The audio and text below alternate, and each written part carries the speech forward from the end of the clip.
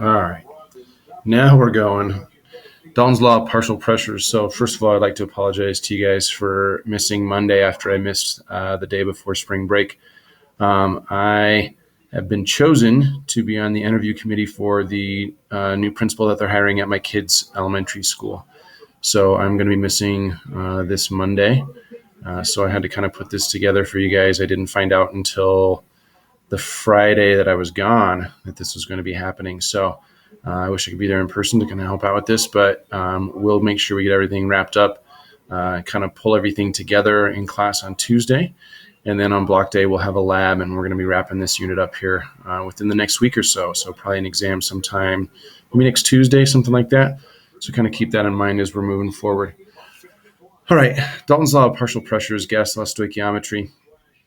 Last law that we're going to learn. This is kind of bringing in a pretty easy concept, but it is one that we need to know in order to be able to do a lot of different lab settings, and we'll talk about an example of that here in a little bit. So definition, pressure of each gas in a mixture is called the partial pressure. And then Dalton's law states that the total pressure of a mixture of gases is equal to the sum of the partial pressure of each one. So for example, if you have a mixture of gases inside, right, and you go to measure the pressure, you're just going to measure total pressure. So if you have a pressure gauge and you're measuring how much pressure is being exerted by that gas, kind of like we did with the syringe when we did that pressure volume activity, there's more than one type of gas in air. And so when you're measuring the pressure of that, it was the total pressure. But each one of those individual gases in that mixture is exerting its own individual pressure. And so the P1 and the P2 and the P3 plus ... here just represent different gases. So it could be like carbon dioxide, oxygen, nitrogen. It could just be all the different gases that are a part of that mixture, right? So this is the equation. It's really, really simple, but we'll apply it to some different situations, and that's where it comes in handy. Here's a visual representation, 5 liters in all 3 cases, 20 degrees Celsius in all 3 cases. So the only thing that's going to be affecting the pressure in each case is going to be adding different gases together. So you can see here, maybe this, does it say what the gas is? We'll call this O2, right? Or no, H2, there it is. So here's H2, here's helium, right? Separately, when you have this much H2, it's exerting a pressure of 2.4 atm. This much helium, 1.25 moles, exerting 6.0 atmospheres of pressure. When you mix them together under the same conditions, the total pressure should just be the sum of the 2 individual pressures. So here again, here's your equation. If I want to know the total pressure, it's just the 6.0 plus the 2.4, and it equals the 8.4. Now, here's another visual. It's pretty much the same thing, right? It's just giving you the same idea. Now, here's an example problem. You have helium and neon and argon. Total pressure of 790 millimeters of mercury. Remember, standard pressure is 760 millimeters of mercury. Percentage-wise, if I know how much of each one I have, I can figure out the partial pressure of each one, right? So here's my equation. Total is equal to the partial pressure of each one.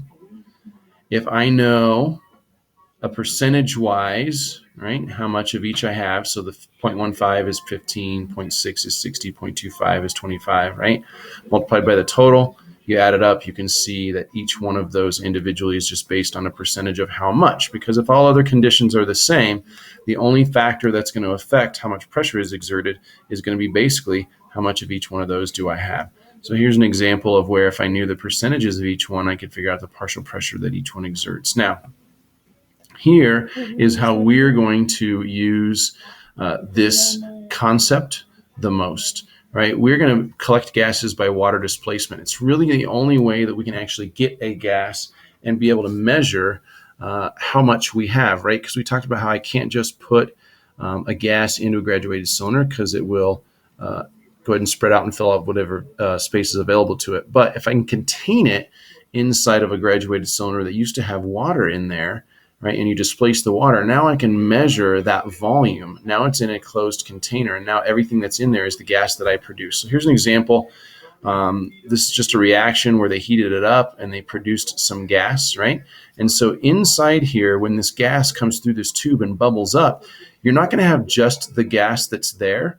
Unfortunately, you're also going to have some water vapor. Anytime you have a gas that is above water, a certain amount of that water, even though you're below the boiling point, is going to evaporate. And so here you have a mixture of oxygen, which is a product of the reaction here, and some water vapor. So there's O2 and H2O particles floating around inside of this little container right here that we've created by this water displacement.